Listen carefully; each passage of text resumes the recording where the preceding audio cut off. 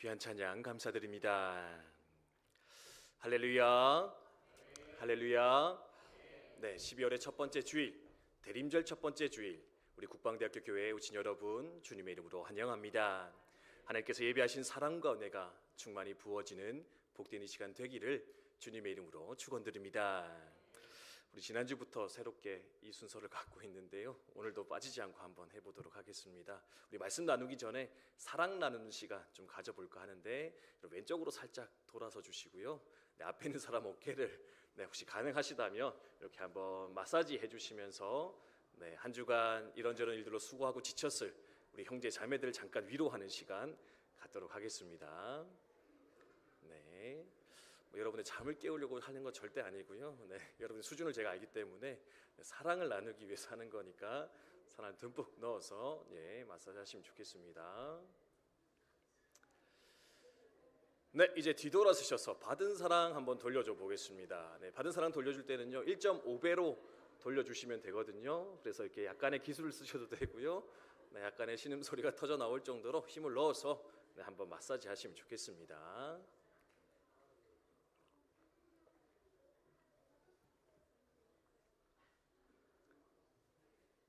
네, 됐습니다. 앞으로 보시고 서로 인사하겠습니다. 사랑합니다. 축복합니다. 네, 오늘도 참 잘 오셨습니다. 한번 인사할까요? 오늘도 참 잘 오셨습니다. 네, 잘 오셨습니다. 감사합니다. 네, 오늘은 대림절 첫 번째 주일입니다. 대림절이 어떤 절기이냐? 기다릴 때에 임할 임자를 한자로 사용하고 있습니다. 그래서 예수님의 초림과 재림, 예수님의 탄생과 다시 오심을 기다리는 절기가 바로 이 대림절이 되겠는데요, 그래서 우리는 주님을 기다리는 마음으로, 주님의 임재를 사모하는 마음으로 이 절기를 함께 보내어야 되겠습니다. 그래서 우리 한 4주간에 걸쳐서 말씀 어떤 거 나눌까 고민했었는데요, 성경에 예수님의 성탄의 사건 주변에 나타났던 믿음의 선배들을 한번 우리가 살펴보면서 그들은 과연 예수님의 성탄을 어떻게 맞이하였을까? 예수님의 성탄을 어떤 마음으로 기다리며 준비하였는가? 한번 좀 살펴보면서 우리가 대림의 절기를 어떻게 보내야 될까? 우리의 마음과 자세는 어떠해야 되는가? 함께 생각해보는 그런 시간을 가졌으면 좋겠습니다. 오늘 첫 번째 시간인데요, 오늘 말씀의 주인공이 누구냐? 바로 이분이 되겠습니다. PPT 띄워주시면은요, 한번 타이틀 같이 읽도록 하겠습니다. 함께 읽습니다. 시작. 그렇습니다. 이번 주에 처음으로 살펴보고 싶은 예수님의 탄생을 잘 기다렸던 믿음의 선배 누구인가? 바로 예수님의 육신의 어머니 마리아를 통해서 대림을 기다리는 우리의 마음을 점검해 보았으면 좋겠습니다. 사실 개신교에서는요, 이 마리아 사실 별로 주목하지 않습니다. 아니, 의도적으로 외면하는 경우가 많이 있습니다. 왜 그렇습니까? 저 옆 동네 가톨릭에서 워낙 이 마리아를 거의 예수님 수준으로 이렇게 높여서 섬기다 보니까 우리는 거기에 대한 반작용으로서 사실은 이 마리아에 대해서는 잘 주목하지 않는 것이 우리의 모습인 것 같습니다.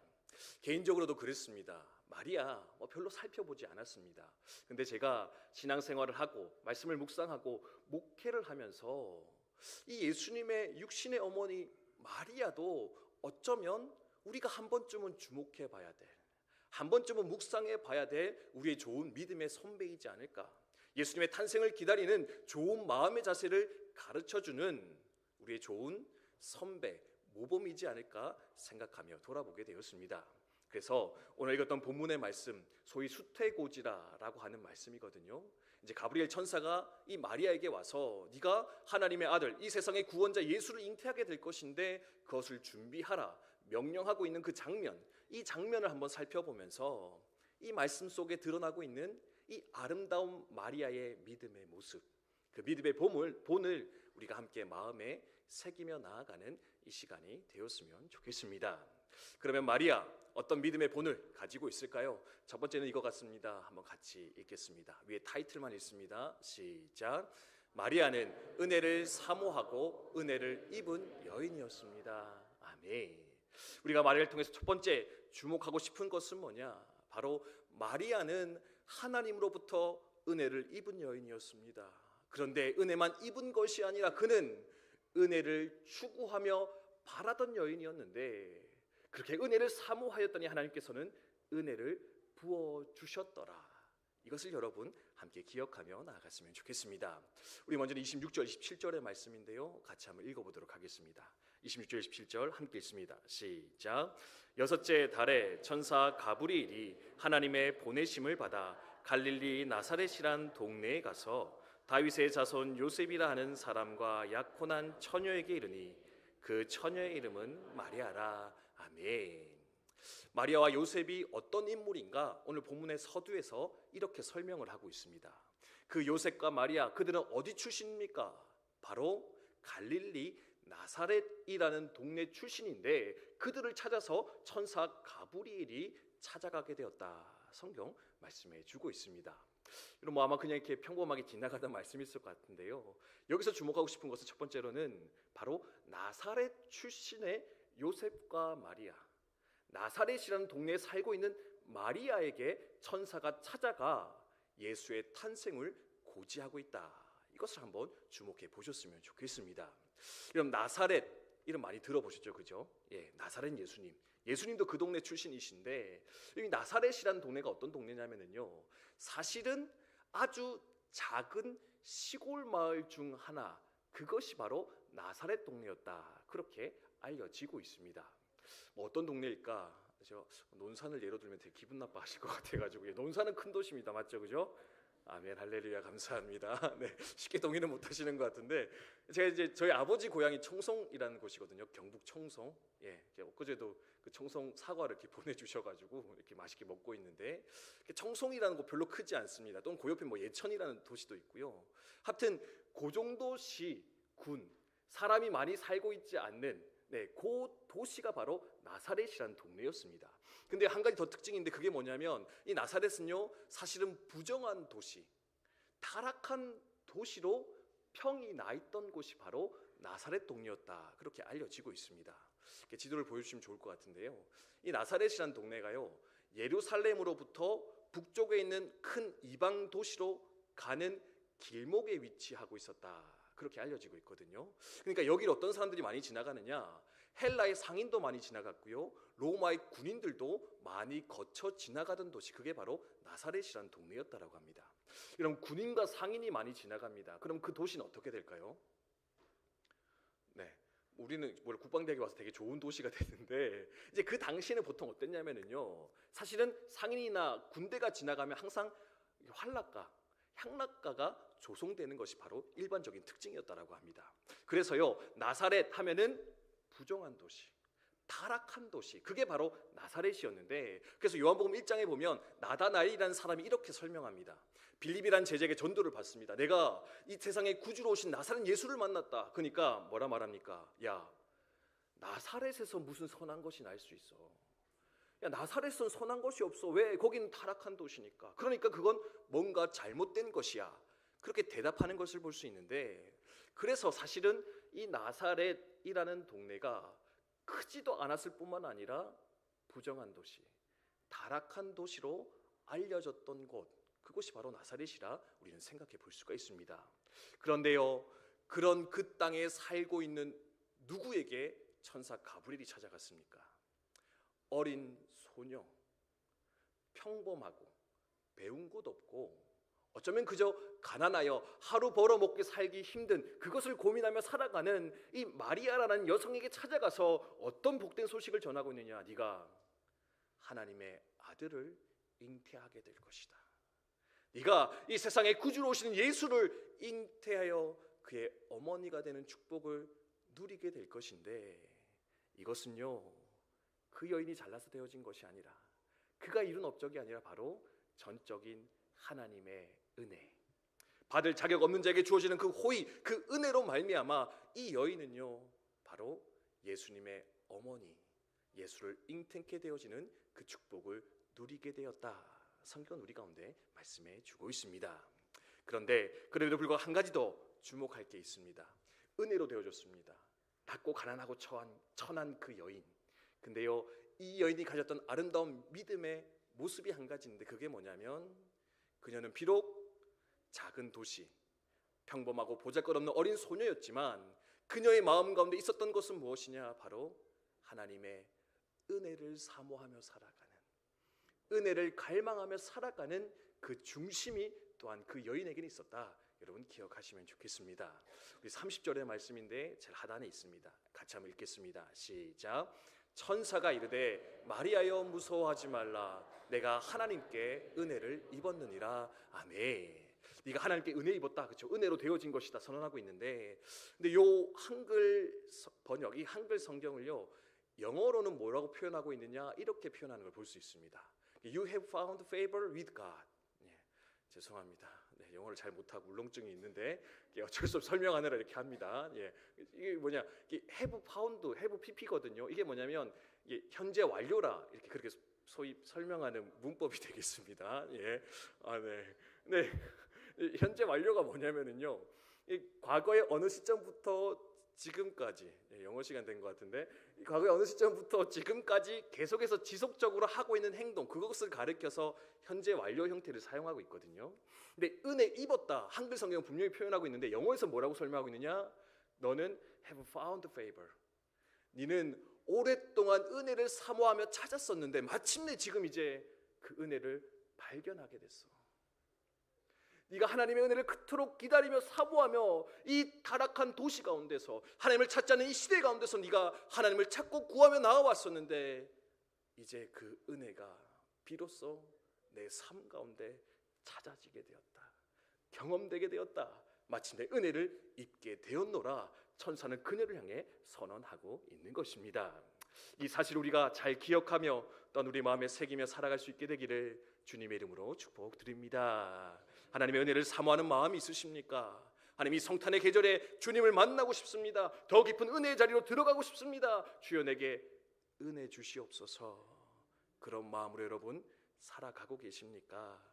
바라고 원하는 것은 이 성탄의 절기에, 이 대림의 절기에 이 연약한 여인, 어린 소녀 마리아가 품었던 그 은혜를 향한 갈망이, 은혜를 향한 간구가 저 여러분의 삶 가운데 가득 일어나게 되기를 주님의 이름으로 축복드립니다. 첫 번째, 이게 은혜를 갈망했고 은혜를 입었다. 이제 마리아의 특징이고요. 두 번째는 이거 같습니다. 또 타이틀 한번 읽어보겠습니다. 읽습니다. 시작. 아멘. 그렇습니다. 두 번째는 뭐냐? 마리아는 믿음의 여인이었다. 은혜를 찾고 은혜를 입었을 뿐만 아니라 그는 하나님의 뜻, 하나님의 명령을 있는 그대로 받아들일 수 있는, 수용할 수 있는 믿음의 소유자였다. 여러분 기억하시면 좋겠습니다. 천사가 찾아서 얘기하죠. 마리아야, 네가 임신할 거야. 마리아야, 네가 생명을 잉태하게 될 거야. 근데요, 그 반응을, 그 말을 듣고 나서 마리아가 한다는 소리가 뭐냐면 저 34절의 말씀입니다. 아니 천사여, 나는 남자를 알지 못합니다. 나는 남자를 알지 못합니다. 그런데 내가 어떻게 임신할 수 있습니까? 이제 반문하는 것을 볼 수가 있거든요. 아마 너무나 당연한 반응이라 생각할 수 있습니다. 여러분, 사람이 임신하는 것, 여인이 잉태케 되는 것 어떻게 되는 겁니까? 남자와 여자의 씨가 만나야지 이 여성의 자궁에 착상이 되고 그게 자라서 생명으로 자라난다라는 것, 이건 누구나 너무나 잘 알고 있는 사실입니다. 근데 마리아는요, 지금 요셉과 약혼은 했는데 아직 결혼 전이었거든요. 그러니까 남자를 알지 못하는 처녀의 상태였습니다. 근데 그런 자기를 향해서 천사가 오더니 야, 너 임신할 거야. 근데 누구보다 자신이 처녀라는 걸 마리아가 알고 있거든요. 그러니까 천사를 향해서 묻고 있는 겁니다. 아니 천사에 어떻게 이런 일이 있습니까? 어떻게 일이 되어지겠습니까? 이제 질문하면서 그 천사를 향해 걸어가는 것을 볼 수가 있습니다. 여러분, 이 상황에서 여러분 어떤 생각을 하시겠습니까? 여러분이 마리아였다면 그럼 이 말을 받아들일 수 있겠습니까? 없겠습니까? 네. 죄송합니다. 자꾸 이렇게 새로운 목사가 오더니 질문이 많죠, 그죠? 예, 제가 이렇게 불안해서 그렇습니다. 여러분 이렇게 딴 데로 떠나가실까봐, 예, 자꾸 이렇게 끌어오려고 이렇게 하는 거니까, 네, 여러분 한번 고민해 보십시오. 내가 마리아는 아니잖아요, 그죠? 마리아 될 수 없는데, 근데 만약에 내가 마리아의 상황에 놓여 있는데 천사가 와서 처녀인데, 야 임신할 거야 얘기하는 겁니다. 이거 끝까지 믿을 수 있겠습니까? 없겠습니까? 없습니다. 이게 안 될 일입니다. 내가 지금 21세기 과학의 시대를 살고 있는데 이 말도 안 되는 소리가 어떻게 일어나겠습니까? 아마 우리는 끝까지 거절하면서 이게 천사의 말이든 하나님의 말이든 거부하며 나아갔을지 모르겠습니다. 근데 이 마리아의 특징이 뭐냐? 반문하고 고민하다가요, 결국에는 조금 이따 읽어보겠지만 38절의 말씀에 하나님의 뜻대로 이루어질 줄 믿습니다. 주의 뜻이 내게 나타날 줄 믿습니다. 믿음으로 그 말씀을 내 것으로 받아들이며 수용하여 달려가는 것을 볼 수가 있는데, 때로는 내 지식으로, 내 경험으로, 내 판단으로 하나님의 뜻이 다 받아들여지지 않는다 할지라도 그것이 능력의 하나님의 말씀이라면, 그것이 세상 주관자 되신 하나님의 말씀이라면 내가 믿고 나아가겠습니다. 수용하여 나아가겠습니다. 그것이 어쩌면 진정한 믿음, 참된 믿음의 모습일 것인데, 마리아는 그 믿음의 선택을 하며 그 축복의 자리로 걸어 들어가고 있었다. 우리 함께 기억했으면 좋겠다는 겁니다. 물론 오늘 많은 사람들이요, 이런 사건들 때문에 교회를 안 나옵니다. 목사님, 저 교회 가고 싶은데 성경에는 말이 안 되는 소리가 너무 많아요. 뭐 갑자기 죽었다 살아나고, 문둥병자가 살아나고, 이렇게 예수님이 이렇게 남자도 알지 못한 여인에게 탄생했다라는데, 이거 너무 신화적이지 않습니까? 너무 허구적이지 않습니까? 근데 여러분, 이렇게 이해하시면 좋을 것 같습니다. 여러분, 과학으로 증명이 안 되면 이게 다 틀린 말일까요? 과학으로 이해 안 되면 이게 다 잘못된 것일까? 그렇지 않습니다. 여러분, 과학이라는 것은요, 하나님이 만들어 놓으신 아주 많은 법칙들이 있는데, 그 중에서 우리 인간이 발견해 놓은 법칙, 그것이 바로 과학이다 생각하시면 좋을 것 같아요. 그렇지 않습니까? 그렇죠? 하나님은요, 우리와 존재가 다르신 분입니다. 그래서 때로는요, 우리의 생각과 이성으로 판단할 수 없는 방식으로도 이 세상을 운영해 나가고 계신데, 과학은 뭐냐면 그냥 우리 수준으로 발견하고 이해할 수 있는 정도를 모아놓은 게 과학이고, 그러면 그 외에도 하나님이 이루실 수 있는 놀라운 법칙과 방법들은 충분히 우리 가운데 남아있을 수 있을 것인데, 이것을 우리가 어떻게 해야 되느냐? 믿음으로 수용하고 받아들일 수 있는, 믿음의 눈으로서 그것들을 바라보고 인정할 수 있는 것, 그것이 있을 때 비로소 우리 삶 가운데 하나님의 기적은 일어나게 될 것인데, 이 믿음의 고백이 또한 주님의 탄생, 주님의 다시 오심을 기다리는 이 재림의 절기에 우리는 함께 품고 나아갈 수 있어야 되지 않겠는가 돌아보며 생각하게 된다는 겁니다. 이성이 아니라 내 경험이 아니라 믿음으로 이 땅을 살아내시는 우리 국방대학교 교회 성도님들 다 되시기를 주님의 이름으로 축복드립니다. 축복드립니다. 네, 함부로 보이는 것만 가지고 판단하지 마시고요, 실망하지 마시고 두려워 떨지 마시고 보이지 않는 하나님 바라보면서 담대함으로, 기대함으로 우리 인생을 걸어갈 수 있게 되기를 주님의 이름으로 축복드립니다. 네, 이제 마지막 세 번째입니다. 한번 같이 읽어볼까요? 함께 읽습니다. 시작. 아멘. 그렇습니다. 마리아는요, 은혜 입었습니다. 두 번째, 믿었습니다. 세 번째는요, 바로 순종과 헌신을 통하여서 하나님을 위해서 자신의 모든 것을 내어놓을 수 있는 바로 아름다운 헌신의 여인이었다, 순종의 여인이었다, 여러분 기억하시면 좋겠습니다. 38절 말씀인데 같이 한번 읽겠습니다. 함께 읽습니다. 시작. 마리아가 이르되 주의 여종이 오니 말씀대로 내게 이루어지다 함이 천사가 떠나가니라. 아멘. 믿었습니다. 그렇죠? 받아들이고 있다라는 겁니다. 근데 여기서 또 한 가지 주목해 볼 대목이 있는데, 그게 뭐냐면 나는 주의 여종입니다, 내가 당신의 종이 되겠습니다 결단하면서 그 말씀 앞으로 걸어 들어가고 있는 마리아의 모습 발견할 수 있다는 겁니다. 여러분, 종이 뭡니까? 주인이 시키면 뭐든지 해내는 사람, 뭐든지 해야 되는 사람이 종이거든요. 근데요, 마리아가 여기서 종이다라고 표현하면서 되게 결연한 모습으로 이 말씀 앞으로 걸어 들어가고 있는데, 왜 그럴 수밖에 없느냐? 그 당시의 시대의 상황이 사실은 이 마리아에게 이 결연한 결단, 순종을 요구할 수밖에 없는 그런 상황이었기 때문에 그렇습니다. 여러분, 지금도요, 사실은 좀 인식이 많이 바뀌었지만 남편 없이 미혼모가 되는 것, 남편 없이 아이를 낳는 것, 그게 일반적인 일입니까? 일반적이지 않는 일입니까? 일반적이지 않습니다. 그렇죠? 최근에 이렇게 한 유명 연예인들 사이에 또 이렇게 한 아이가 출생이 돼서 이렇게 논란이 되고 있는 것 같은데, 응원하는 분도 많이 계시지만 아니 저렇게 하는 게 맞는가? 조금 부정적인 시선으로 보는 것도 여전한 모습인 것 같습니다. 근데요, 지금도 이런데 2000년 전 예루살렘, 이스라엘에서는 그 평판이나 생각이 어떠했겠습니까? 야, 결혼 안 했는데 애가 생겼어. 야, 저 마리아 갑자기 배가 불러오네. 저거 누구 자식이지? 예, 아마 수근수근하기 시작했을 겁니다. 심지어 남편 정혼자 요셉이 알면은요, 가만히 파혼할 수 있는, 실제로 파혼하려고 결단했던 요셉의 모습을 발견할 수 있습니다. 더 무서운 것은요, 율법에 따르면 바람 피운 사람 또는 결혼하지 않고 아이를 낳는 사람은요, 돌로 쳐서 죽일 수 있는, 생명을 잃을 수도 있는 것, 그게 바로 결혼하기 전에 아이를 잉태하는 그것일 수 있었거든요. 근데요, 천사로부터 이 말씀을 듣고 마리아가 그것을 생각하지 못했을까? 아니요. 이스라엘 백성이기 때문에 그것이 어떤 것인지 그녀는 분명히 알고 인식하고 있었을 겁니다. 근데 그 천사와의 대화를 통하여서 이 마리아의 마음 가운데 일어나고 있는 것이 뭐냐?